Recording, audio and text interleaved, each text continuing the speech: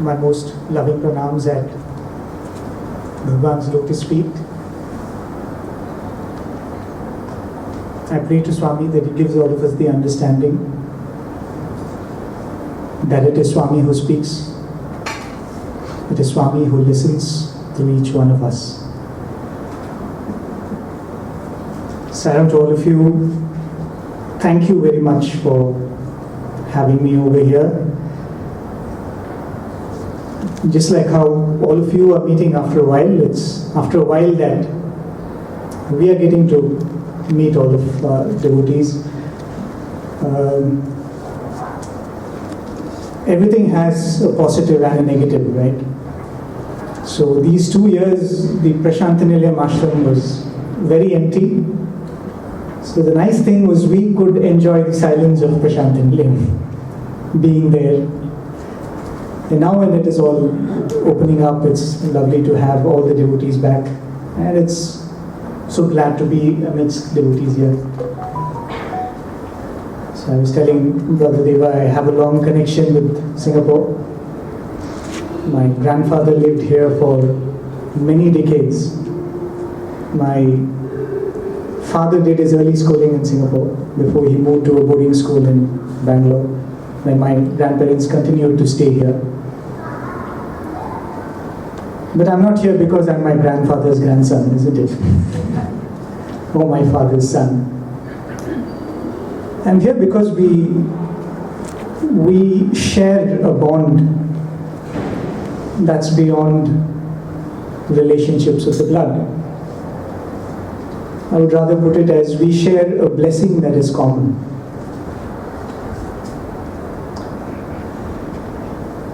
One of the students of Swami was once narrating, he was having a conversation, something like an interview, and the interviewer asked the student a question, and he said,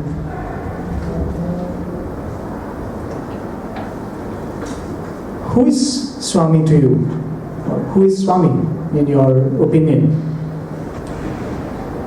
And he said, "Swami is God. Swami is the Supreme Lord. Swami is the Master of the universe," and all the superlatives that we would like to associate with Swami. And then the interviewer asked a question. He said, "How do you know? Right? You say Swami is God, but how do you know?" And this student gave the best answer that he could ever give. Can you ever think of what was that answer? The best answer that he could ever give, why he thinks Swami is God. Sorry? Experiences of Swami, that's one thing that you think of. Anything else? He's omnipresent. He is omnipresent. Yeah, experiences of his omnipresence or his omnipotence. Each one of us have our own journeys, right?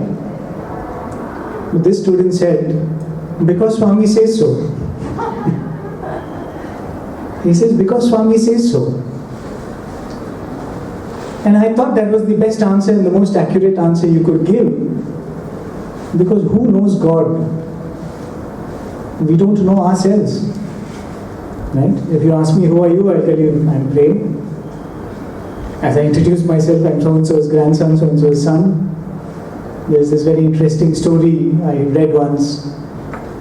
A spiritual aspirant goes to a master, and with all sincerity he says, "Master, please take me under your care and please guide me in this spiritual journey."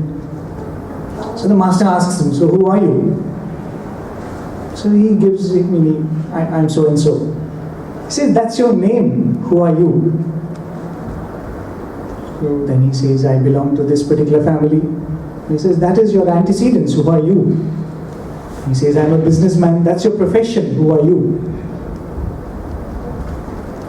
So we don't know who we are, and how will we know who he is? That's what Swami says. When you don't know who you are, how will you ever come to know who I am? And in this journey of life, we meet so many people. We meet a number of people, and the more you come to know Swami, intellectually, you come to understand that he is the only person you can trust. If he says something, you can trust it, right? So if he says, I am God, I think we can trust it. The student went on to describe a beautiful episode of how he felt that Swami told him that he's God. He was one of the early students, so he had this opportunity of being in Swami's room once when Swami was all alone. Swami was reclining on his couch, and this boy was sitting, and I think he was doing Pad Seva for Swami. And those were the beautiful days when Swami used to eat pan, right? The betel leaf with all that which goes inside. So there was this box of palm leaves, and they used to, there was a lot of rituals that went along with it. So a lot of students would take a lot of delight in preparing that for Swami. I know of a student who was once telling that every time he would go home for vacation, he would learn to make different kinds of pans. Right? There was some Kolkata pan, and there's some, this region had a different way of making pan. He would learn all that so that he can come back and make it for Swami and put it in that box from where Swami would eat. So he said we would make 3 or 4 pans and keep there, and Swami would eat 1 or 2. So what do? The rest of it becomes prasadam. So he said, I started developing the habit of eating pan after that. And he said, Swami is very smart. He quit. I'm not able to quit now. So Swami was lying down there, and Swami was taking a leaf, and Swami used to sometimes make it himself. So as this boy was sitting there, Swami showed him this palm leaf, and Swami asked him, what is this? He said, Swami, it's a palm leaf. So then Swami started doing something with it. And Swami made a square out of that palm leaf, plucked out all the stem and everything and made a squarish leaf. And Swami asked, what is this? He said, Swami, it's still a palm leaf. It's in a certain shape. And then Swami held it in his hand and started blowing. And something's happening, right? So Swami blew at it, and Swami showed it to him. And Swami asked, what do you see now? So that thing had transformed into a medallion kind of a thing with an enamel on it, gold all around, frame. And there was a beautiful picture of, I think, Lord Rama on that medallion. So the boy was, of course, thrilled. He said, Swami, it's beautiful, it's a medallion. And Swami asked, what do you see on it? He said, Swami, it is a figure of Lord Rama. And then Swami blew at it again. And Swami said, what do you see now? He said, Swami, I see the figure of Lord Krishna. And then Swami kept blowing at it, and every time Swami blew, the figure would change. There would be a different image of Jesus, of Buddha. All the while, what was running in this boy's mind is, maybe at some point Swami will give that to me. When he's done with all of this, he would say, okay, Petko, we keep it. So, though he was enjoying the experience, he was kind of restless when it would end and when he would get it. And he's saying that's how our mind is, right? He's saying that, oh, how wonderful it would be, I can go back and show it to my friends and say, this is what Swami did today. So as this was going on, suddenly Professor Kasturi walks in, right? So Professor Kasturi had a lot of things to discuss with Swami every now and then regarding the ashram, regarding the Sanatana Sarathi. So he came in, and now this boy thought, oh God, what if Swami gives it away to him? But then Swami kept that thing aside, and Swami, whatever Professor Kasturi had to ask, Swami discussed with him, and then Swami sent him off. And then Swami said, where were we? And continued that thing, blowing again and showing different figures. At the end of it, Swami blew, and what appeared was an image of the Vishwarupa, right? The Lord with different heads and different hands and all of that. Swami asked, what do you see now? He said, Swami, I think this is what is referred to as the Vishwarupa. Swami said, Vishwarupa. And as this boy was looking on, Swami swallowed that medallion, just put it into his mouth.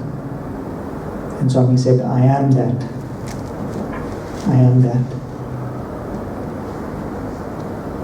If you really look at it, where Swami would often say this when he's talking about Rama, Krishna, especially not the avatars like Lord Vishnu, for example, or Goddess Lakshmi. Some would say that in your mind you think that somewhere these people are sitting on a lotus with a veena, or in the Kailasha wearing this kind of a thing, and snakes all around, whatever is the imagery. And Swami would often say, these are all images that were created by Ravi Varma. We heard of this person called Raja Ravi Varma. He was supposed to be I think, a person in the royal family. And he was an artist. So most of the images that we have, I think maybe some over here also, even in our homes, in the puja room, what the image we used to have were these pictures that Ravi Varma had painted, and thereafter they would make prints out of it. Very beautiful paintings. So we would see these pictures and we would think that, some would say that you think that that's how God looks. Right? Even when we think of the Vishwarupa, when I had the opportunity to go through the chapter of Vishwarupa in the Gita, the description is completely different. It's completely different from what they showed us in the serial, right? But then we have a concept of God. We have an understanding of God. The whole idea of an avatar is he coming down to fit into our concept. Because if he were not to fit into our concept, we would never be able to comprehend him. And if we cannot comprehend him, how do we begin to love him? So it is out of his immense love that the Lord of this universe, we cannot even understand how immense he is. Right? He is immense. When I say it, you should go and see some documentary on Discovery on how immense the universe is. I keep telling myself this, when we sing the bhajan, Brahmanda Nayaka Baba. He's the master of this universe, and he comes down in a human form to fit into our concepts. And that is why he says, I am Rama, I am Krishna. He really doesn't have to. The one who is everything. If I take you around to my house, I will tell you this is my house. I will not tell you this is my house, that sofa is mine, the TV is also mine, the chair is also mine. It's understood, it's my house. So the Lord of the universe doesn't have to come and tell us, I am Rama, I came as Krishna, I did this, I did that. But because we are able to relate to God only through these forms and through these concepts, I think he comes down. He is not even that Vishwarupa, like that's supposed to be the grandest representation that you can think of for God. There was this student, one Swami had taken him on a drive in his car, and all of a sudden Swami looks at him and asks, Kya mangta hai? What do you want? So he didn't know what Swami was referring to. You could ask a lot of things, but what was Swami asking about? And Swami kept on asking, Swami say, Kya mangta hai? What do you want from Swami? So he kept looking at Swami. He said, Swami, I have Swami, that is enough. No, what do you want from me? And Swami said, Rama mangta hai, Krishna mangta hai, meaning what do you want to see? Do you want to see a vision of Rama? Do you want to see a vision of Krishna? So generally these are all trick questions. Right? You never answer them. One of the trick questions that we would often get is, Swami would come and ask, do you like the old man or do you like the young man?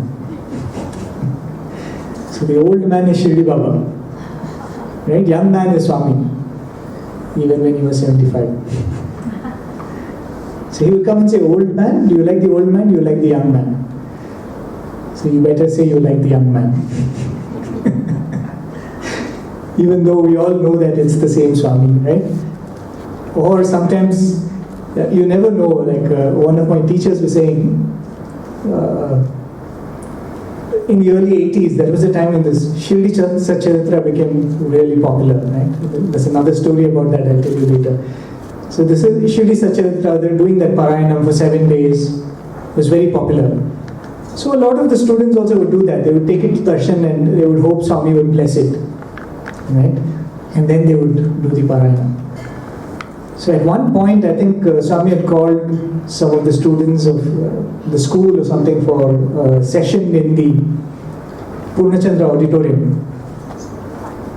And a little more than a few held up these Satcharitra books for Swami to bless. So Swami blessed a few. Then when it became like 5 or 6, Swami said, "What is wrong with all of you? You know, I am here and you're stuck up with the old man." Right? Of course, everything has a purpose why he does all these things, right? So when we talk about the Vishwarupa, like this, the story I was telling you, Swami is asking, what do you want? What do you want to see? Do you want to see Rama? Do you want to see Krishna? Narsimha Avatar? He said, no, Swami, that definitely, I'm very clear about that. Narsimha Avatar, definitely no. So this boy was thinking that, you should give an answer, and it would be better to give a smart answer to Swami. So he said, Swami, Vishwarupa Swami. Right? See all the forms in one shot. So he said, Swami, Vishwarupa, if you really want to show me something, Vishwarupa. And as I said, Swami was in the car, Swami was taking a drive, and I think it was in the city of Bangalore. And if you've been in the city of Bangalore, we were talking yesterday, the traffic is maddening, right? It's so crowded. We all are in the misconception, at least I was in, that all of you come to Prasanthi Nilayam for the silence. So it's when we travel around that we realize that the silence in your cities is way more than the silence in, we see even outside the gates of Prasanthi Nilayam. Because it's a very crowded place. India is extremely crowded. So Swami was in this traffic driving around in the car, and when this boy said, Swami, I would like to see the Vishwarupa. Swami pointed outside the window, and Swami said, Roz dekhta hai. Swami said, you see it every day, but you don't know. Swami said, you see it every day. I am seeing it right now. You look around, you're seeing it. Because that is the idea of the Vishwarupa. But we have a concept of Vishwarupa. So the Lord comes down to fit into that. So is it that it's wrong to have a concept? I'm dismissing all the concepts of God that we have. Is it wrong to have a concept at all? There is this beautiful thing that Swami was telling in a discourse once. One of the beautiful things about India is we worship everything. From the mountain to a tree to... So the idea is that, and I think if we study cultures, that is there in every culture. Anything that strikes awe, we start worshipping it. We start looking at it as an expression of divinity. Not as a devata, not saying that, oh, this must be a god, not that way. If you see a beautiful flower, you say, you give it a name, Brahma Kamalam or something like that. It's supposed to remind you of God. There is a beautiful and a massive hill, you make it a divine hill. Right? And you see that in all the cultures. In the Jewish culture, you see that, oh, there is there is this lake that once I had the opportunity to see. It's what? 16,000 feet above sea level. It's somewhere in Sikkim. Very, very beautiful if you're able to keep your head stable. Because in that altitude, you'll start tearing up. You don't know whether it's because you're having an experience or you're lacking oxygen. You'll start feeling a little giddy. Very, very beautiful. And when you go there, they will tell you, the people from the Sikh religion say that Guru Nanak had come there. The Tibetan people will say that, this Lama had been there. So there is always something divine associated with something that is beautiful. So Swami was telling about this tradition they have in one of the places in Andhra Pradesh, right? The state of Andhra Pradesh. The river Godavari flows there. So Swami says there was this man who went up to the river. There is a bridge which is going around over the river. Swami goes up, this man goes up to the river and he drops a coin into the water and he just prays to God. One of the traditions you would find in many of the temples and holy cities. They would drop some coins into the water, or they would put it behind a crevice in a rock. So Swami says this man puts some coins into the water, and on the banks there was another man sitting and smoking a bidi, right, one of these country cigarettes. And that man was looking at this fellow who was throwing coins into the water and said, "What a waste of money. I could have bought a few cigarettes with that." So Swami goes on to say in that discourse, when you look at it, you feel that isn't that a silly thing to put coins in the water like that? But then Swami explains the importance of an act such as that. The moment you start doing something as silly as that, quote unquote silly, you have already recognized in your mind that this is not just an object. So Swami says that is what you refer to as an Atma Bhava. To look at an object, look at this as a mic, look at this as a table, look at you as a person, this is the ladies here, this is gents here. Swami said that is Anatma Bhava. You look at what appears to your eye. Atma Bhava is to recognize there is something more than the physical. You may or may not know what it is, but just the recognition there is something more than the physical. So the man who was dropping a few coins into the water acknowledged that this is not just a river. Maybe there is a deity that governs this river. He may be wrong. His idea of a deity may be wrong. His idea of him picturing a goddess under the water may be wrong. But because he has given space in his mind for that Atma Bhava, he has opened up possibilities of God coming down and fitting into your concept. Right? And the idea is he comes down into that concept, and by reality, he is, by definition, he is beyond concepts. Right? That is his definition. If you really want to define God, Swami would say, there is this beautiful discourse that Swami gave to the students in the year 91. And Swami was giving the different names of God, and he was saying how those names came up. And Swami was, one of the names gods were given was Aprameya. The word Aprameya means he cannot be defined. So Swami says that man was going around and looking at all the objects. He says, I can define all the objects. I can define different people. So God must be someone who is beyond definition. And he said that if I have to go somewhere, if I have to go to a certain place, I'll have to take a vehicle, I'll have to spend some time, I have to go from one place to the other, traverse that distance. So I have this limitation of me being, I can be in one place at one time. And if I have to move, I have to physically move. So God must be someone who does not have this limitation. So they give him a name for that. And Swami says he is called Sambhava. Right? Sambhava means one who can manifest. He doesn't have to travel to manifest. He doesn't have to get into a flight, get into a car. If he wants to be here, he is here. Right? So Swami was saying the different names that God was given up was this desperation to give him a name, give him a description, after saying that he is beyond description. And in all his love, God comes down to fit into our, it's like we holding a small cup. I always like to have this imagery. It is like me going to the ocean with a thimble. You know what's a thimble? I don't know if the youngsters know. It's something that you wear on your finger so that when you're swimming, you don't hurt your finger. It's like a small container.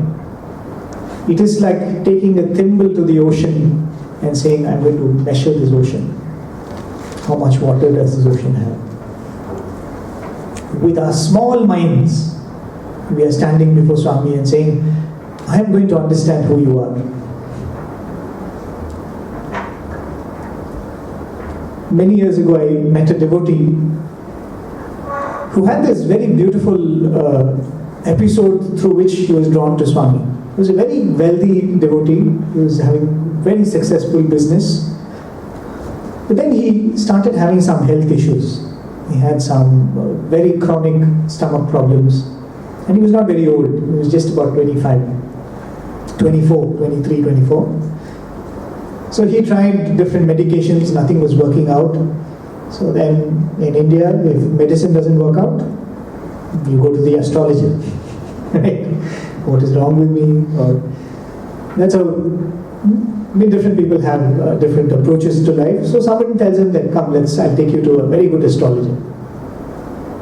So the astrologer looks at his chart and he says, according to your horoscope, you shouldn't live past the age of 25. So he says, your timeline ends here.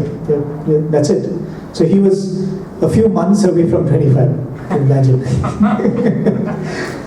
So he says, so don't bother trying to cure your problem. It's going to take you anyway. So if medicine doesn't work, you go to an astrologer. If astrologer doesn't work, no, you go to another astrologer. Right? That's what we do. If you want to match horoscopes, that's what they do. You go to one horoscope, oh no, it's not a good match, you go to another astrologer. Because we have already made up our mind. So he goes to another astrologer.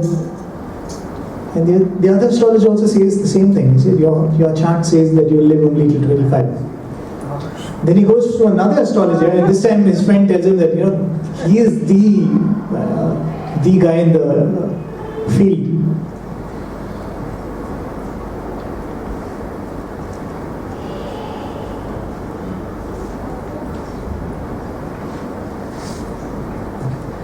So another astrologer, he's taken to another astrologer, and this man goes one step ahead. He says that by 25 you're going to be dead, and in fact he tells him a date.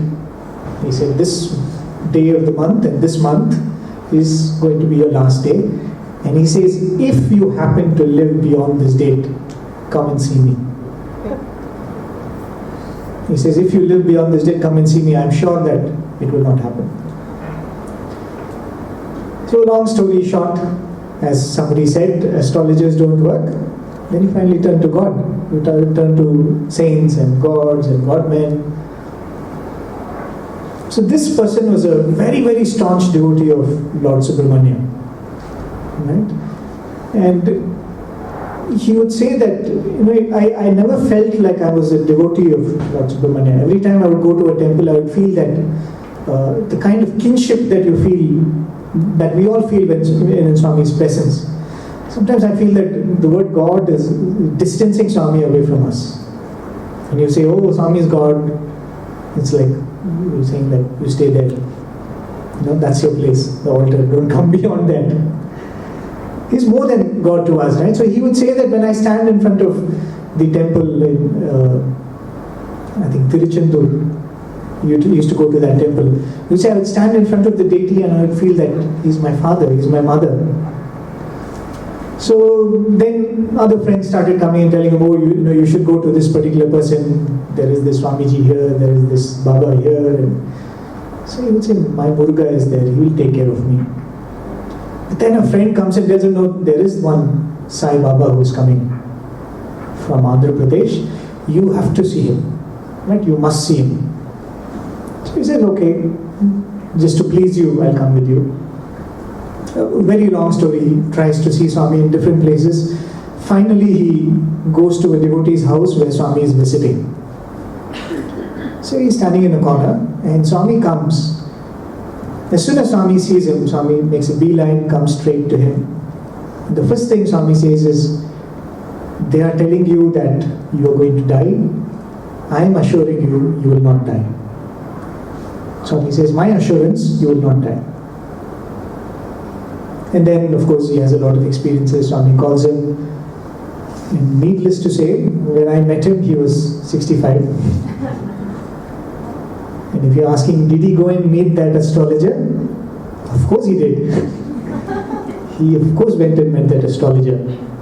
And when he walked into the room of that astrologer, the astrologer was stunned. He looked at him, and the first question the astrologer asked is, whom did you go and meet? Imagine, that was the first question he asked. Whom did you go and meet? And this devotee said, I went to Sathya Sai Baba. And this astrologer, who was not a devotee, who had never heard of Swami, he said, hold on to him, he is God. Because no one else could have saved you. I know my astrology very well. No one else could have saved you. Hold on to him, he is God. But then each one of us have our own journey, isn't it? If it was so easy to hold on to Swami, we wouldn't need satsangs at all, isn't it? Just one glimpse is enough. Then we have this dear friend called the mind.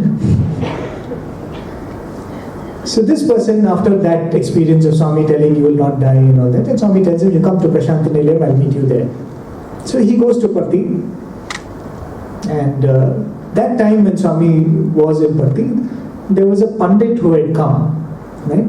So Swami said, you were here, why don't you give talks every evening? So after bhajans in the evening, Swami had asked this Pandit to give some talks of the Ramayana, Bhagavatam and all of that. And Swami was sitting there, and all the devotees would gather. And this man also was there in the audience. So the first day, this person starts speaking about something from the Ramayana. And all of a sudden Swami says, hey, you're telling wrongly. This is not how it happened. And then Swami described the same scene. Right? This is what happened actually. And this Pandit said, Swami, I've never read this anywhere. It is not there in any of the versions of the Ramayana that I've read. And Swami said, I know. I was the same Rama. And this devotee was sitting there. He said, what does he mean by that? What does he mean by saying, I am Rama? Okay, you're Sai Baba, right? You're a great man, great sadhu maybe. What do you mean by I am the same Rama? So he said, okay, let's not think of it. I am anyway a devotee of Lord Durga. Right? That was the consolation he gave himself. I am Subramanya devotee. Let him be Rama, it doesn't matter to me. So next day the discourse was on the Bhagavatam. So again the Pandit was describing something from the life of Lord Krishna. And again Swami stopped him. Hey, it didn't happen like that. And then Swami gave another version of the whole thing. And again that Pandit said, Swami, I've never read this anywhere. And Swami said, yes, sir, everybody tells the story in their own way, but this is how it happened. And again that man asked, Swami, how do you know? And Swami said, I'm the same Krishna. Am I not? So now this devotee said, I think this person needs medical help. He's saying, I'm Rama, I'm Krishna. He said, what is he going to save me? But then, Swami has been so kind to him, so he's a bit embarrassed to confront Swami and all that. So he says, maybe I'll silently slip away. I'll get into my... he was a very rich devotee, so in those days, in the 60s, he used to drive down in his own car. So he said, silently I'll get into my car and I'll drive away. So I think in the early hours of the day, early in the morning or something, when no one is awake, he gets into the car and he drives off. He says, in this desperation to save my life, wherever I landed, he's like, I don't know what this man is up to. So he goes away. I think it's a good 11 or 12 hours drive to his native town. So he goes away, and that night he has a dream. And in that dream, he sees the vision of Lord Subramanya.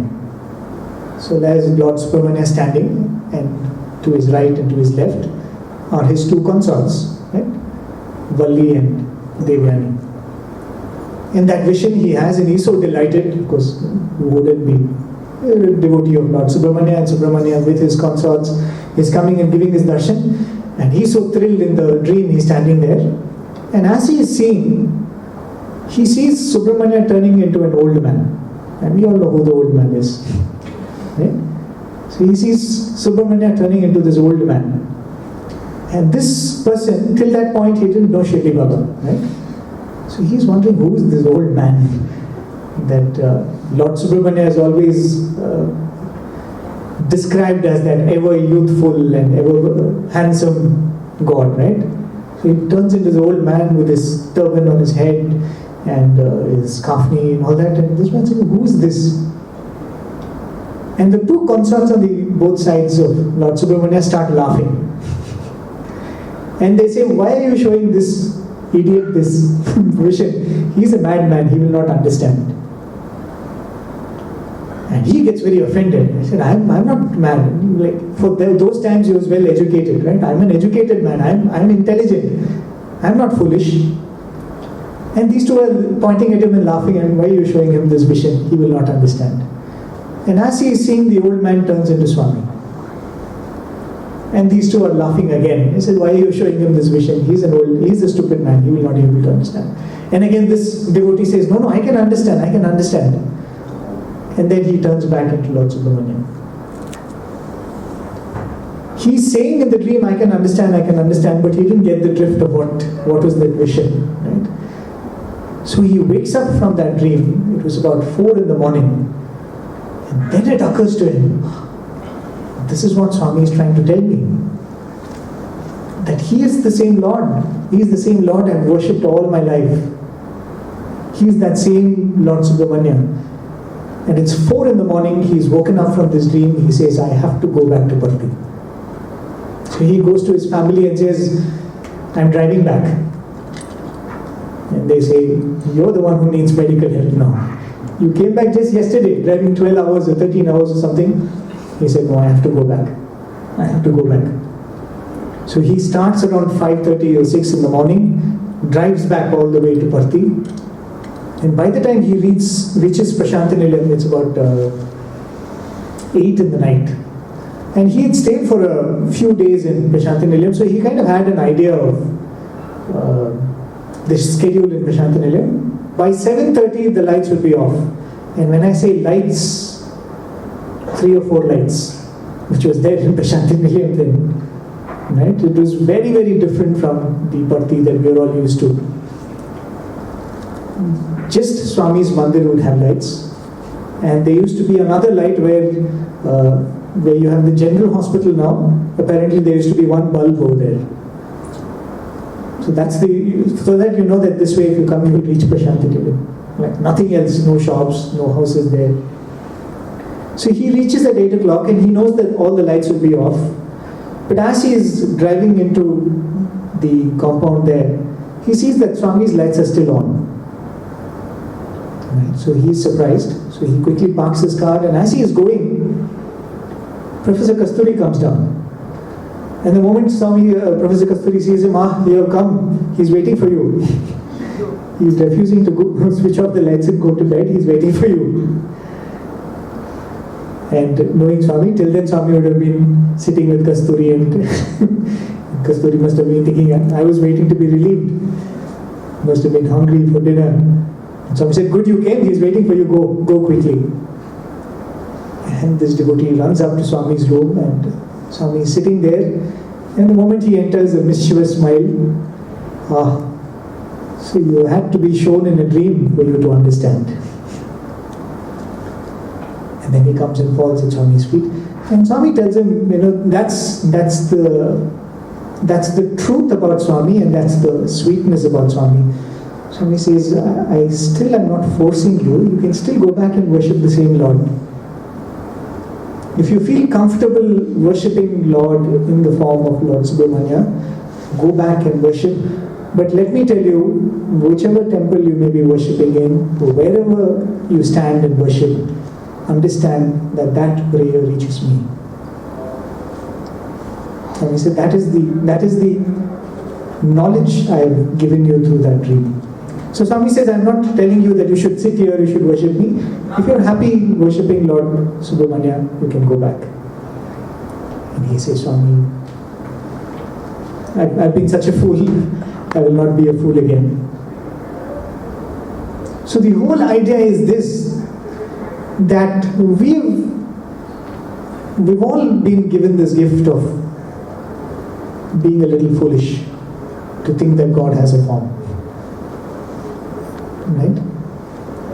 How many of you here would say that I am born in a Sai family? My parents were devotees before. Right? So if I were to ask you the question, how do you know Swami? What will the answer be? Through our parents. Right? Because I am born in a Sai family. But there is only one correct answer to this question. How do you know Swami? Because he allowed me to know him. There is no other answer to this question. Faith is never inherited, right? Especially to children who are born in Swami's families. Don't take it for granted. Or rather, take it for granted. It has been granted by him. Right? It has not been given to you by your parents, however much it may seem like that. Because every time you know him, it is only because he has allowed you to know him. There is this very beautiful line that one of the saints in Tamil Nadu says, Manika Vasgari says, Shivan avan yen sindayil vandadanal avan arulale vantal vanangi. See, if I have to think of something, that thought should occur in my mind. Right? That thought has entered my mind, so I am thinking about it. If you close your eyes now and you're able to think of Swami, it is because he has entered into our mind. He has chosen to enter into our mind, and that is why we think of him. So it is never by effort. It is never by our will. That's why it says Shivan Arulal Avantar Vanangi. It is because of his grace that we are able to bow down in front of him. Just look around. There are these beautiful videos in the YouTube where they try to show us what is the quantity of a billion. When you say a million, he's a millionaire and he's a billionaire, we don't realize what is this, the quantum of a billion. So they show it through sugar cubes, or they show it through different objects. So a billion is a huge number. It's a huge number, unbelievably huge. And the population of this world is touching 8 billion, I believe, right? Close to 8 billion. How many know Swami? How many know Swami? One Swami was sitting with his students in Vrindavan, in Thrive Vrindavan, Swami's residence, and Swami used to call all the students in for a session. Swami asked this question all of a sudden. Swami said, you've all seen so many miracles, you've heard of so many experiences of Swami's devotees. Swami says, what is my greatest miracle? What is my greatest miracle? Right? Imagine Swami asking this question. So the students came up with all kinds of answers. There are things that Swami would say, like, I can change the earth into the sky into the earth. And so somebody said that, Swami, you can do this. And Swami, everything is in your hand. You can materialize anything. You can change anybody to anyone. And someone said, Swami, self-transformation. Swami said, no. And then Swami said, look at the present world today. Look at how the world is today. This is a world of information. Right? This is an era of communication. Some of the seniors here have seen that, the drastic change that communication has gone through. We were all used to that time when if you have to speak from India to Sri Lanka, you have to place a trunk call. I don't know how many of you remember that, right? You have to call up the operator and you say, I want to make a call to Sri Lanka, and then give the number, and that person will call up the number and they say, so and so is waiting for you, and then he'll call you back again. You have to sit next to the phone. And then you have to shout as though you're trying to reach your voice to Singapore. And now how quick it is, right? We can see each other. So Swami said this is the age of information and communication. And Swami gave an example. Swami said, if an aircraft doesn't land in San Francisco, sitting in your living room in Bangalore, you know why. Right? That's how quickly it happens. Something happens a few minutes ago in the news, you already hear about it. Now you read about it in Twitter and all of these social media platforms.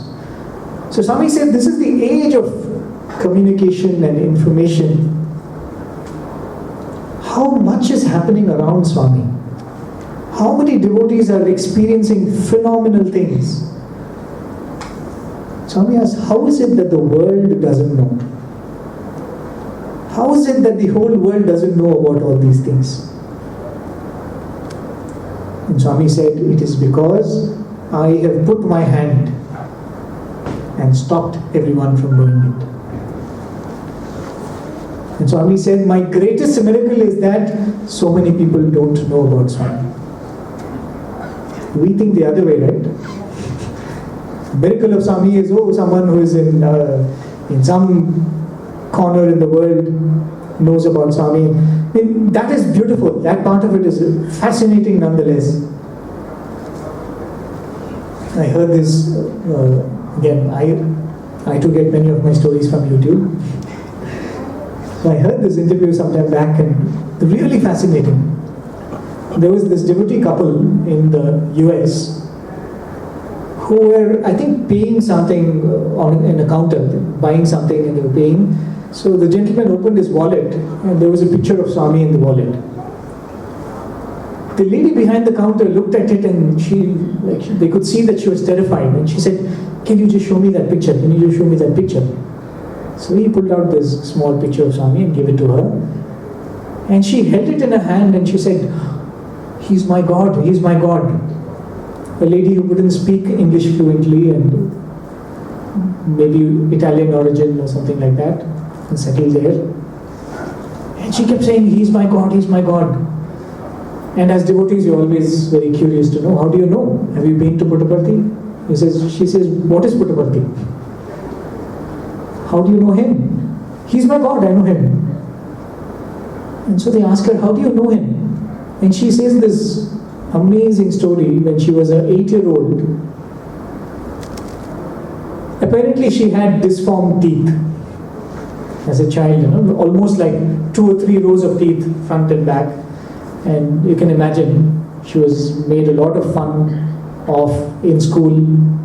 And so childhood traumas, right? You're made fun of by your friends and your peers. So she would keep coming and asking her mother, why am I like this? Everybody has beautiful teeth. Why is my teeth like this? And her mother would try to tell her that, this is how God has made you and God's creation is, you should accept it. But a small child, who's going through this trauma of being made fun of. So at one point, she was made so much fun of in the school that she came back at home and she started crying bitterly. So she cried herself to sleep, and having been brought up in a Christian family, she cried to Jesus, of course. She says, Lord, why did you create me like this? You created so many beautiful people, why did you create me like this? And she cries herself to sleep. And she has what appears like a normal night. She wakes up the next morning. She goes to brush her teeth, and to her utter surprise, she has a new row of teeth, perfectly aligned, beautifully placed. Overnight, it has just changed. And she's shocked. How did this happen? And then she remembers that when she was crying herself to sleep, and in that dream when she was crying, she sees the form of Swami. And Swami comes and embraces her, and Swami says, it's all right, child, I'm here, I'll make it all right. And she has never seen Swami before. And as an 8-year-old, she had this vision of Swami when she was praying to God to set right her teeth. And the Lord comes down, and she says, so I know him, he is my Lord. When I cried out to the Lord, He came in this form. But we think that the miracle is that people know of Him. The real miracle is that people don't know of Him. And to complete that story, what was the example that Swami gave? Swami said, if a flight doesn't land in San Francisco, you will know sitting in your living room. So the student who actually narrated this story to us, he was saying that he's from the city of Bangalore. So during the summertime, whenever Swami would call the students for such sessions, the students who used to live in Bangalore would get the best of both worlds. Right? They could stay at home, have home food, but also attend all these sessions with Swami. So this student would come every morning, stay for darshan and bhajans and the Trai session, and he would go back home in the evening. So he goes back home in the evening after this Trai session, and he's having dinner. He switches on the TV, and the first thing the news reporter says is, a flight did not land in San Francisco airport. Here is a report. Right? What an example to give. Swami connects the whole thing. So in this scenario of Swami saying that my greatest miracle is I stopped people from knowing about me. He has allowed us to know about Him. Right? And it really doesn't matter how you approach Him. And our concepts of God is not only form. Our concept of God is also the nature of God, right? And how He responds to our prayers. And every time an avatar comes, this is one of the purposes. Swami would say that I've come to repair that highway to God. It's not a new way, as we would all love to believe. And Swami had been to Africa. One of the devotees, that's how we all devotees are, he was giving a talk in front of Swami, and in his exuberance he made the statement that, Swami, we are so glad that now the people of Africa are also into Swami's fold, into the Sai fold. Right? That's what he said. Oh, now they are also part of the Sai family. And Swami, who gave a discourse after that, he made a reference to that statement. Swami said, in your love you say all these things, but let me tell you, I am not this body alone. Swami said, I am Sanatana. The word Sanatana means the eternal. Swami said, I am Sanatana, come as Nutana. Nutana means new. Right? He says, I am eternal. I have just come in a new form. So don't say that, oh, that's how we are. Sai devotee, non-Sai devotee.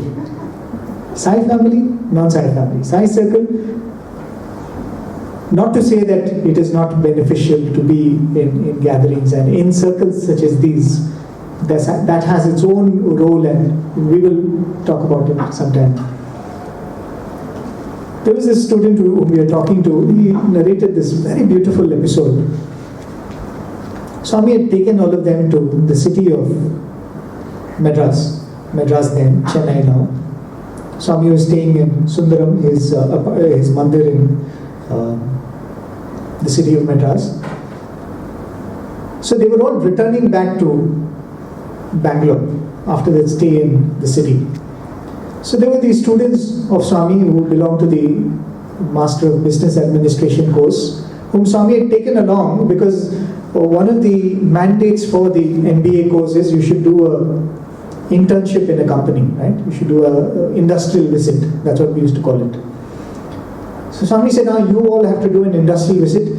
I am going to Chennai, I'll take all of you with me. So you can do your industrial visit and you can also stay with Swami. Right? It's like a double bonus. You can finish your academic requirement and you can also be with Swami. How can you say no to that? Right? So that's how the students of the MBA batch had come with Swami, and Swami had taken all of them. It was time to return back. So Swami comes to the students and Swami asks, is there any doctor amongst you? There's no way there will be a doctor because you don't come for an MBA after you finish your medicine, right? So he said, any of you are doctors here? And everybody was quiet. And suddenly Swami came up to this boy who told us the story, and Swami said, hey, what did you study before you came for MBA? Right? So you have to do a graduate program and then you come for your MBA, which is a master's program. So he said, Swami, I studied BSc Pharmacy. Swami said, pharmacy is half doctor. If you studied pharmacy, you're half doctor. Then Swami said, you do one thing. The students were going in the bus. So Swami said, you join me in the convoy of cars. Apparently there was one elderly devotee who was coming with Swami in the cars who was not keeping well. So Swami wanted a doctor to take care of that. As we said, if doctors don't work, astrologers don't work, we turn to him. And here is Swami telling that I need a doctor to take care of this old devotee who is coming along with me. That's how he messes with our mind. So Swami looks at this boy and Swami says, you're half doctor, you come along in the convoy. So he says, okay Swami, whatever is the reason, it's always a joy to be part of Swami's convoy. So Swami's car is going ahead and this boy was in one of the cars behind. In the highway, all of a sudden, Swami's car takes a diversion. Almost into the forest, into the jungle. There is no proper road. Swami's car just takes a diversion. And when Swami's car takes a diversion, all the other cars follow. So he is wondering what is happening. So he asked one of the seniors in his car who knew Swami's itinerary before. He said, is Swami going somewhere? Is something planned? He said, we have no idea. We're supposed to go straight to Bangalore. I don't know where Swami is going. So Swami takes this diversion, drives right into the forest, into the clearing in the forest. And somewhere in the middle, when these boys go there and when Swami gets down from the car, there is a group of devotees who are sitting there. They've put a picture of Swami, a garland of wild flowers, and they're sitting there and doing bhajans. Right? From nowhere. And the beautiful thing about the scene is, Swami gets down from the car and goes in front and stands near the altar. Not a single devotee in that gathering is surprised. It was almost like they were expecting Swami to come. And Swami stood there, enjoyed the bhajans for a few minutes, took aarti, got into the car and came. And everybody in the convoy said that none of us had any idea that this was happening in that place and Swami was going there. But the devotees knew that Swami was actually going from, the city of Chennai to Bangalore. And in a corner, there was nobody standing at the highway to stop Swami, invite Swami. They were just sitting there and doing bhajans. They knew Swami would come.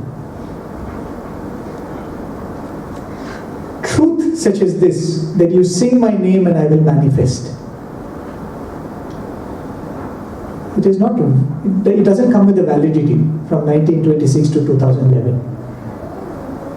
Right? It's a truth. It's an eternal truth that if you sit and if you, with all your heart, you sing, He will manifest. And the Lord was coming to reassure us that, isn't it? The avatar comes for that, to reassure that, you pray, I listen. There was the student of Swami would often make this statement, right? If you think of me, I think of you. Right? Have you heard that? Whenever you're thinking of me, believe that I'm thinking of you.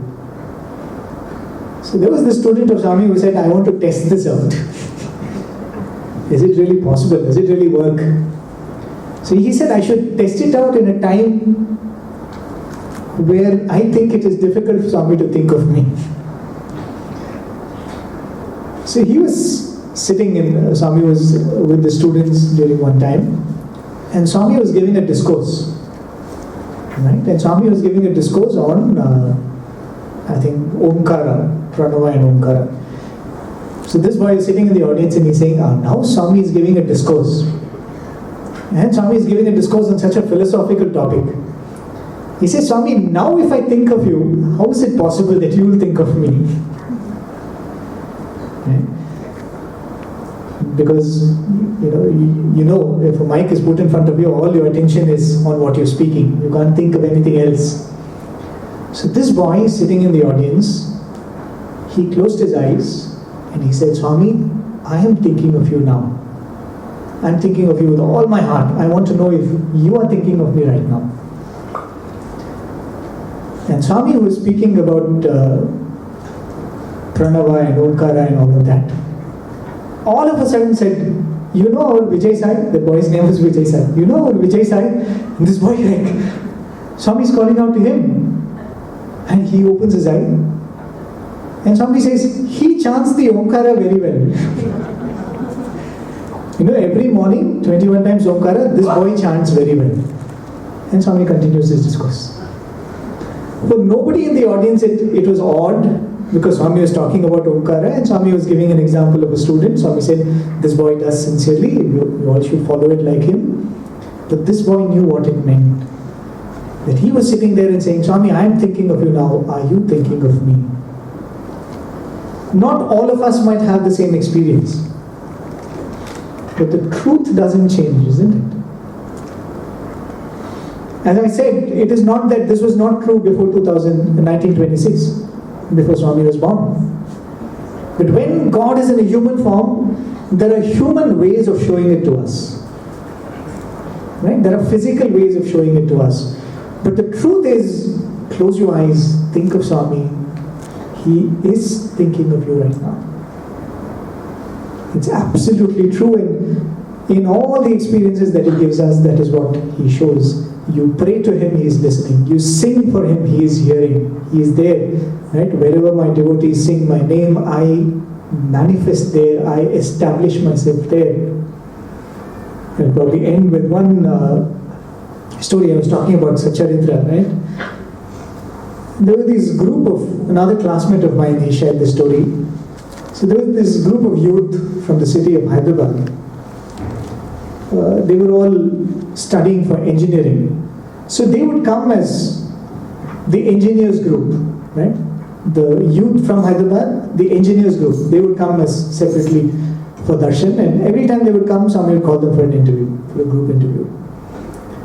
So one particular time they had come, and Swami was not calling them for an interview. So when you come as a group, there are many different practices, that if you come as a group, you come and meet the people in charge of the seating in the mandir, and they will allow you to sit as a group for 3 days. They'll give you a block, you can sit there. So they say more than 3 days you're by yourself, right? For 3 days you can sit as a group, after that you have to come in the lines. So these boys come and sit, so which means 6 days, 6 sessions you have to catch Swami's attention. And if you miss it, then you never know. So they're sitting there. The first day goes by, second day goes by, and Swami's not looking at them. Swami's not talking to any one of them. And so they're becoming desperate. So these boys, what would they do? You have a list of things that Swami likes. Go serve in the canteen, go help in the storeroom. Nothing works, go clean the toilets in the dormitories. Right? Varying levels of difficulty, I guess. So how to please Swami? How to get Swami's attention? So they're doing all of these things, nothing seems to work.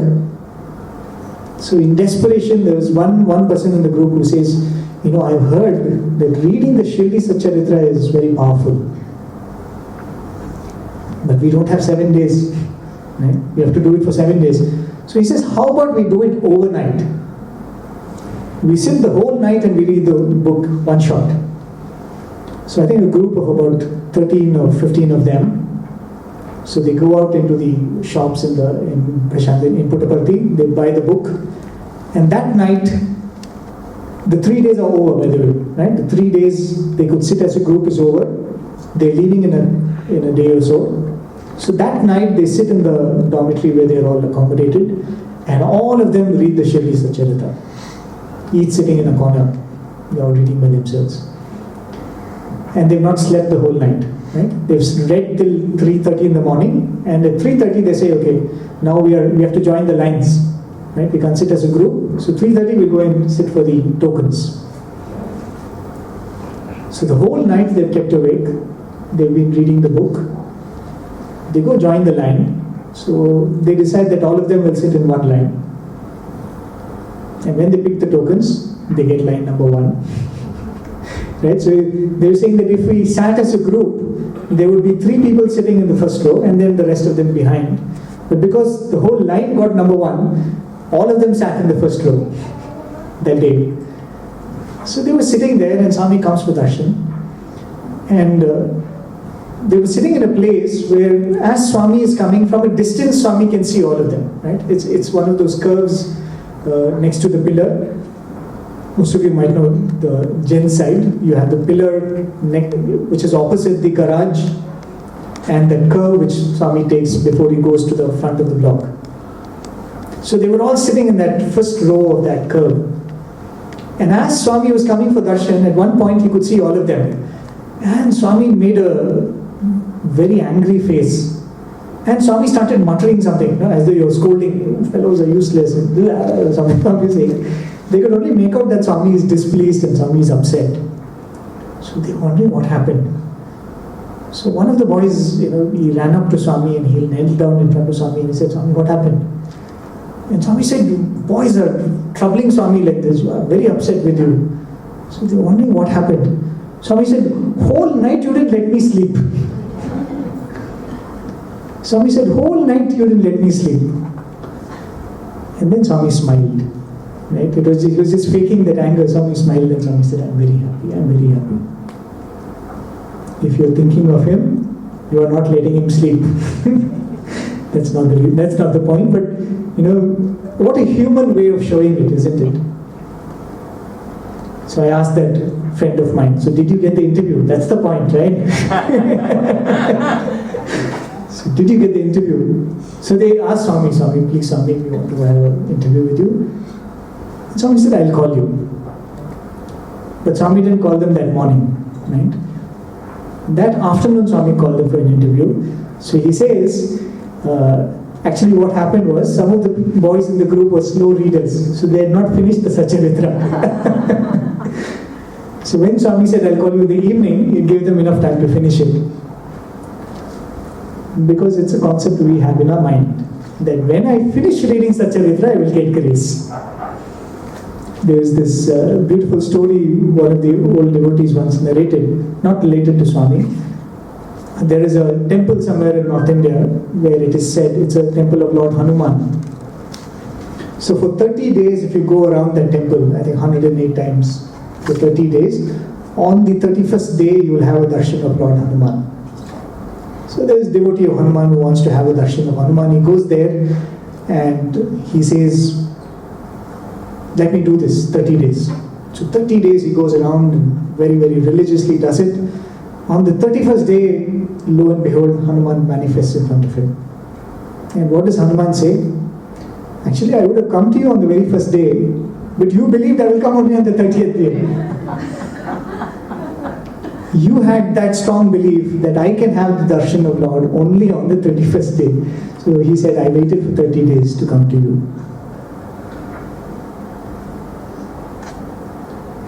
There was this student of Swami.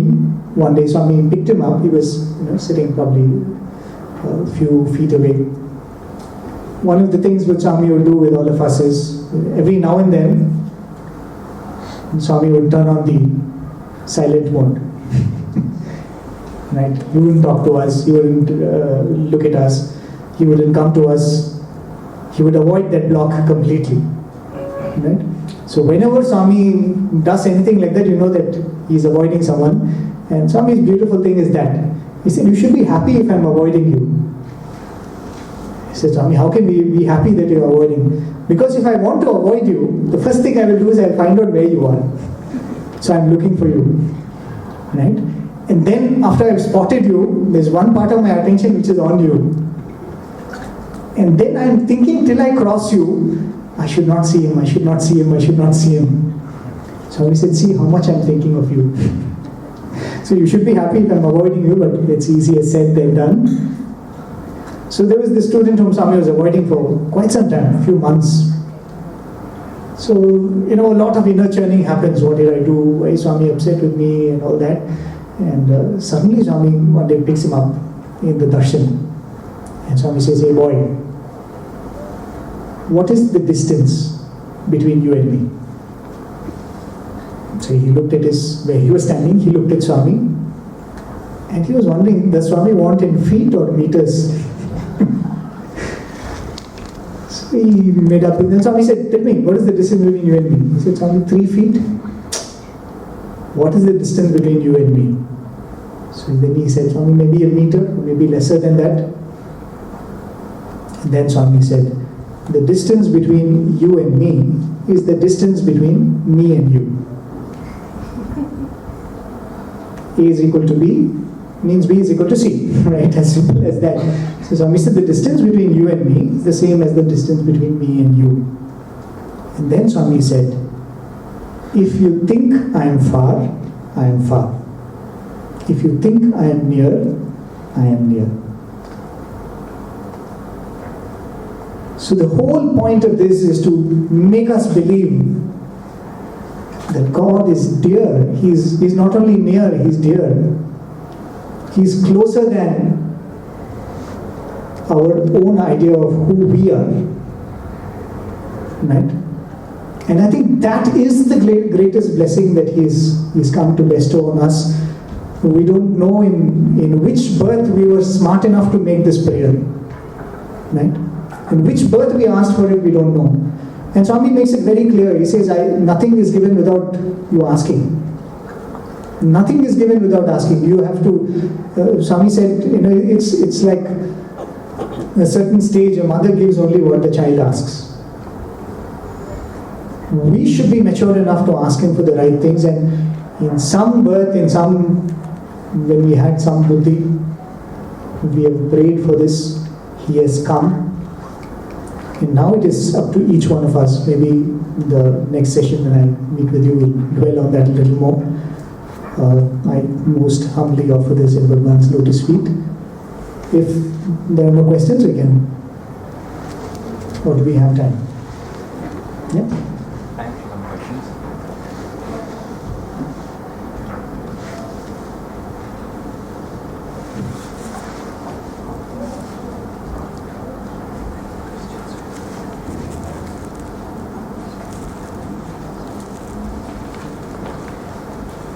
I think there are many questions they're discussing among themselves at the moment. There is a question, I don't know whether there's a question, but I don't know the answer to this. And I'm not knowledgeable enough. I think it's about some nakshatra or something. I'm not too knowledge. I don't have knowledge regarding that, right? Because I have not gone to an astrologer. Yes. I have a question. And I think first, thank you for the beautiful insights. As in, we say, you think of me, I will think of you. And that was what you're sharing. How do we get into that step to think of Him, continuously, or at least, at different points in time during the day? You cannot take away points from my next talk. Alright, sure. Yeah. Okay. No, I think we'll dwell on that, because that's the most important thing, right? You found Him, now you want to know how to secure Him. You have to catch Him in a way that you don't let go.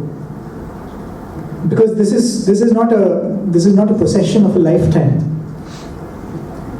This is a possession of many, many lifetimes. For many of us, it might be a reconnection. We don't know in which form we had connected with Him. So there is definitely something that we have to do, which sometimes we are doing unconsciously. We don't know we are doing that. But if we know the science behind it, we'll be a little more conscious. So I definitely will dwell on that a little more. I think the evening session. Yeah. Yes, sir. Sairam, brother. Thank you so much for all your insights. I just want to take a point that you took with regard to us being, let me phrase this correctly, us being the beneficial one because Swami chose us to be here. And that whether we were a Sai family or any religious family, it didn't matter. I just want you to expound a bit more in trying to explain this, because it's not so easy to understand, because we would think that as parents or as a person who's in a certain fold or cycle or circle would have an influence. So this aspect of it, for me, didn't come out as clearly as I wanted to, and I think there was a point you were making before you went onto the story. So it is indeed a very important point. In fact, in the Bhagavad Gita, the conversation between Arjuna and Krishna, when Krishna tells Arjuna about this whole journey, one thing that comes across is it's not easy, right? It's very complex, because he keeps telling him it's not about becoming a better person, it's not reaching heaven, it's something much beyond all of that. You should attain the Lord. So one of the questions that Arjuna asks is, and from what you say, I can make out that it is not possible to be achieved in a few decades. What if I fail in this lifetime? Right? He says, I've tried hard, but then age catches up and I've not been able to achieve it in this lifetime. Swami asks Arjuna asks Krishna what happens then. So one of the things he says is, I will ensure that you will be born in a family where you can continue the journey. Right? It is not that because of the family you start thinking of me. Because you have had this aspiration, I will be putting you in a place, in around people, so that you can continue. In fact, the term that Krishna uses is called yoga bhrashta. The word bhrashta actually is a very negative word. Right? Karma bhrashta means someone who doesn't do good actions. So yoga bhrashta is one who is actually willing to do the sadhana required, but it's just that he's not been able to, or she's not been able to see it through. So Krishna says, in fact, one of the other things he says is, I will ensure that you're born in a rich family. Because poverty takes a lot of your mind. Right? If all your life you have to keep struggling to make your ends meet, you don't have mind space to think of God. So he says, one of the blessings I give you is I let you be born in a well-endowed family. But how many of us really think of being born in a rich family as a blessing? We say we are lucky. And the reason why we are born there is so that we can think of other things, or think of Him. Right? So he says that I will either ensure that you're born in a family that is well taken care of, so that you can continue, or you will be born in a family of devotees, where your aspiration will be protected and it will be furthered. So he says that whatever you do as seva, right? We use it as seva towards the Lord. Devotion is called seva towards the Lord. Never goes waste. Suppose I take up any ambition in life. I want to become a successful businessman. It may work out, it may not work out. If I want to achieve something in life, I want to become a tennis player. It may work out, it may not work out. But this is one aspiration, he says, that there is no wastage of effort. Because every step forward is a step forward. If it happens that you fail in this lifetime, you will take on from where you have left. And that is what it means to be born in a Sai family, actually.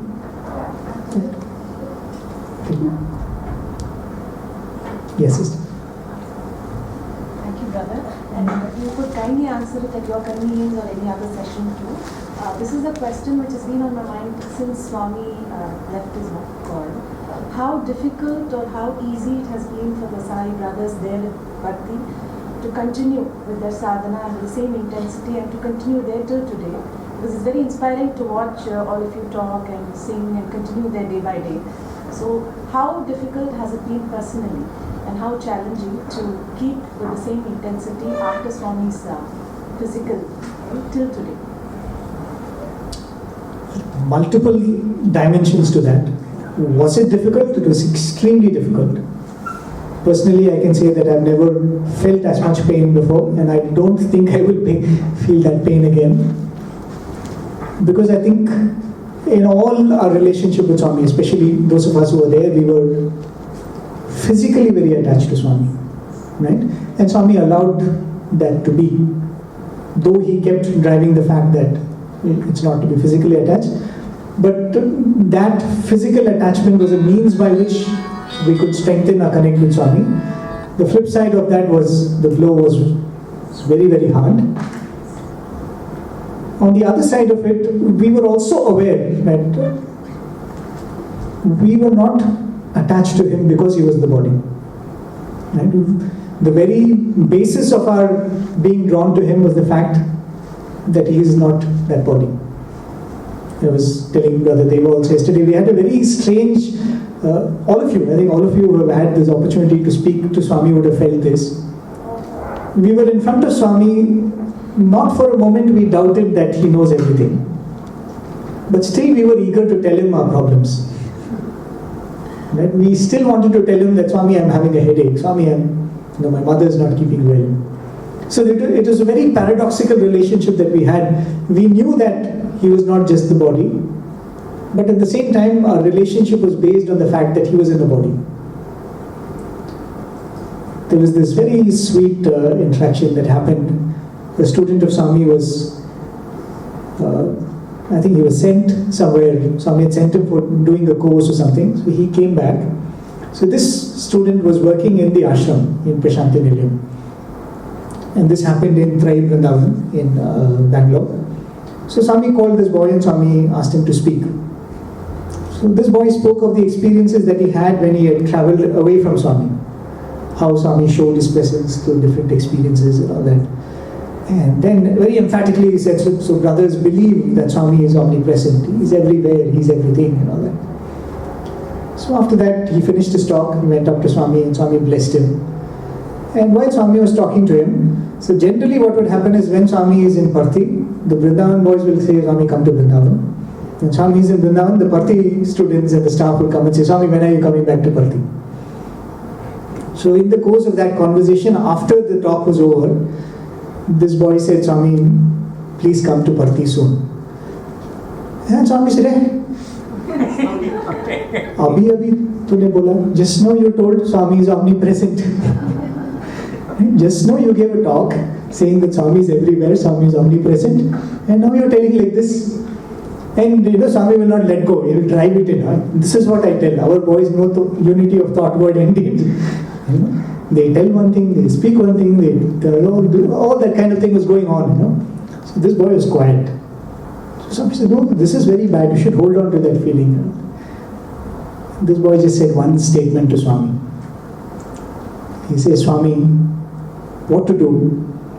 Your presence is sweeter than your omnipresence. And Swami just smiled and kept quiet. Right? So yes, for that reason it was very, very difficult. But then Swami, I speak of this on my behalf. Swami is more than compensated than I could have imagined. Right? He is. Sometimes now I feel that when I'm in Prashanti Nilayam, I feel that I have to remind myself that Swami is physically not there. It's the other way around. I don't have to remind myself that Swami is there. I have to remind myself, I'm supposed to be sad because I've lost that physical form. Yes, we yearn for that. That's definitely there. I think that becomes a part of our sadhana. That becomes a part of the purifying process.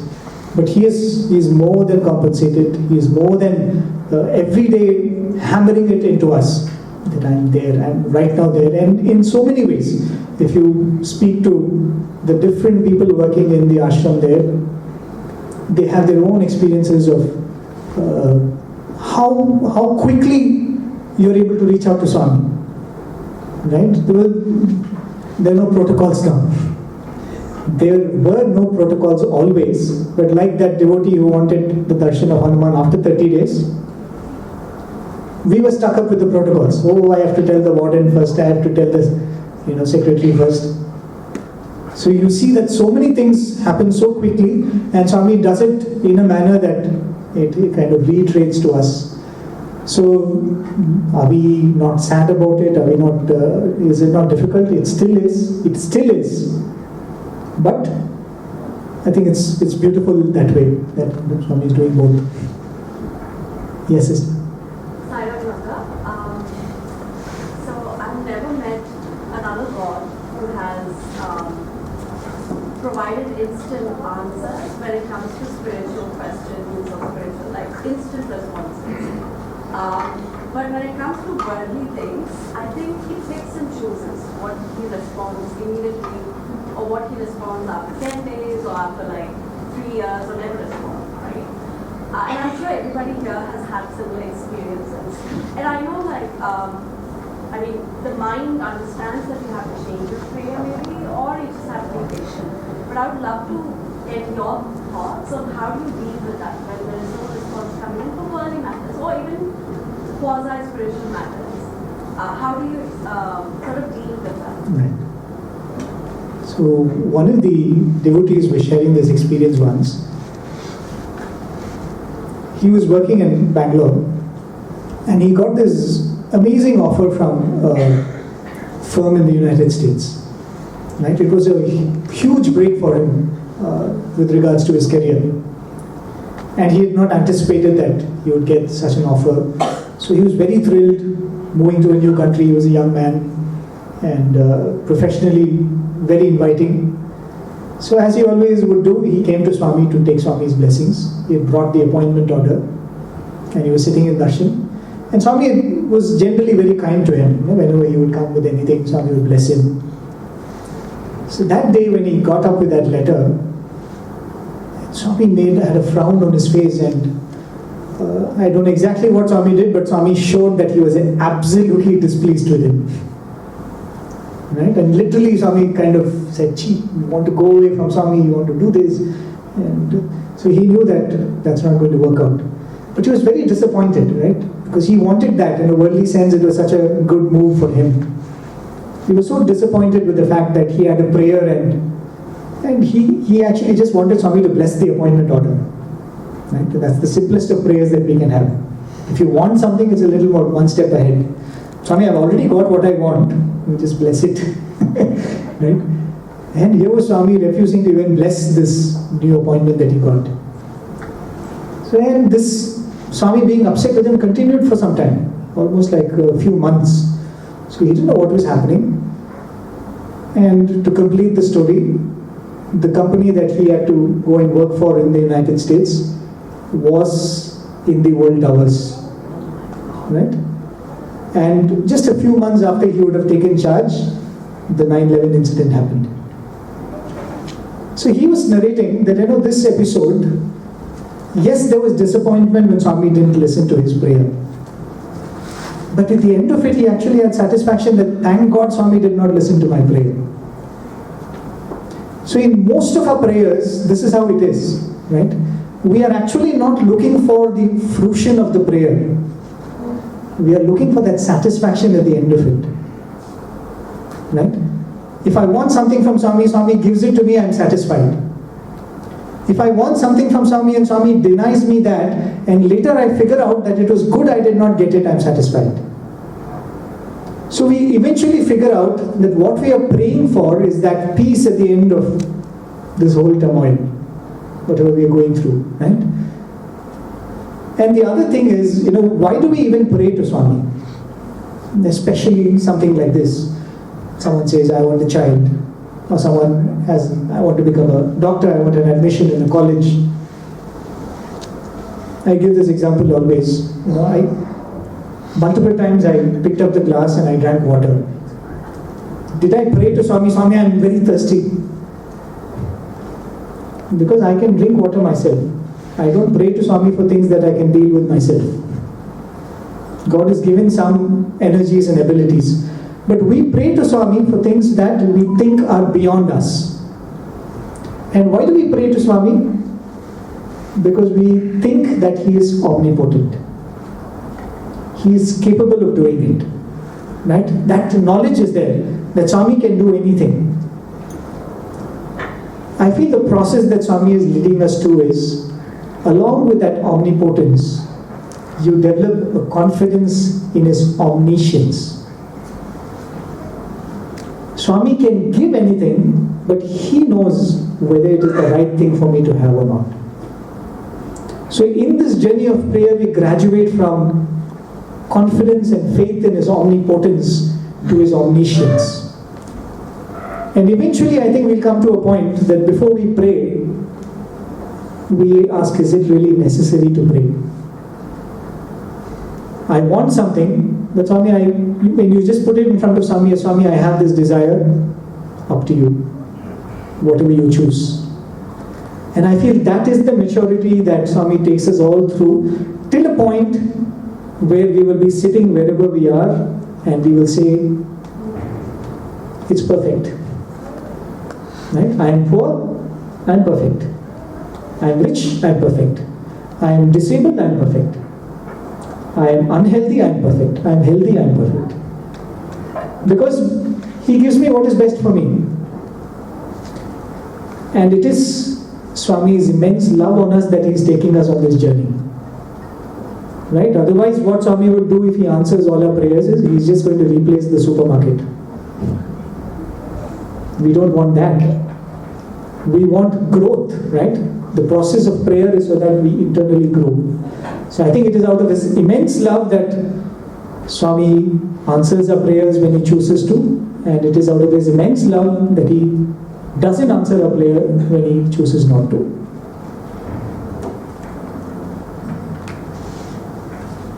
Apramayam. Yes. Is it divine nature or human nature? Can we make a sadhana in it? Next thing, Sambhava, you told two things. I am taken aback. These two words are really understood. Can you lengthen it? Yes, sir. Sambhava, what is Sambhava? What is Aprameya? Right. It is divine nature. Can we make a sadhana in that? Yes, sir. Aprameya? That is definitely. In Vedanta, we have this concept called pramana. Right? Pramana means modes of knowledge or means of knowledge. Suppose there is an object in front of me. All my senses are used to know that object. I can see it, I can feel it, sometimes I can hear it, right? So that which is accessible to all my senses is referred to as pratyaksha pramana. It is pratyaksha in front of me, it is existent in front of me. There are some things which I might not see it directly, but I know it is there. Right? For instance, I am speaking over the mic. I can't see the speaker, but I know it is there. Because I know that I can hear it. I can't see the speaker, but I know that it is there. So that is called anumana pramana. That you kind of deduce it is there. So then there is comparison, right? They give examples. Like the river and the ocean, that's an example. Like clay and the pot. So you see an example and then you transfer it to some other thing. So that is a different kind of pramana. So the whole world can be experienced and understood through different pramanas. So he who is supposed to be beyond all of these pramanas is referred to as aprameya. He who is beyond pramanas is called aprameya. And the same principle, if we start looking at ourselves, we will find that that part of us which is aprameya is what we are. So that is the process of inquiry. When you look at your body and say, am I this body? But 20 years ago I was not this body. I was a different, when I was a small boy. 40 years later the form will be totally different. And science also tells that most of your cells get replaced. So what you refer to as body cannot be you. So when you start doing that inquiry, you will find that even in us there is an aprameya tattva, and that is what we are. So that is the path of self-inquiry that they say. And similarly with the concept of the Sambhava, right? Lord Shiva's name. Right now I am here, physically I am here, but the moment I think of Prashantinilayam, my mind is already there. Right? So we limit manifestation only to the body. But technically speaking, we can be anywhere the moment we think of it. Right? So when you start seeing, then when you start looking at yourself as the Atma, you find that Atma is not confined to anything. There is this beautiful question that Swami writes in Sandeha Nivarini. Sandeha Nivarini is Swami's own questions and answers written by Swami. So one of the questions is, he says, Swami, you say that Atma is everywhere. Is Atma there in a dead body? Right? Because we often say dead body means the soul has left the body. Right? So he asks, is Atma there in a dead body? And Swami says, yes, Atma is there even in a dead body. Which means the Atma is universal. So when I come to the understanding that what I am is that Atma, then I am not here. I am everywhere.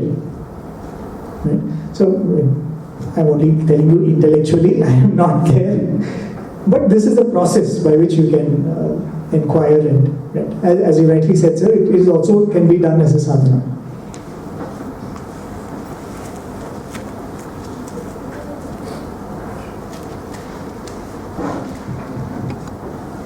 Our pranams to Swami.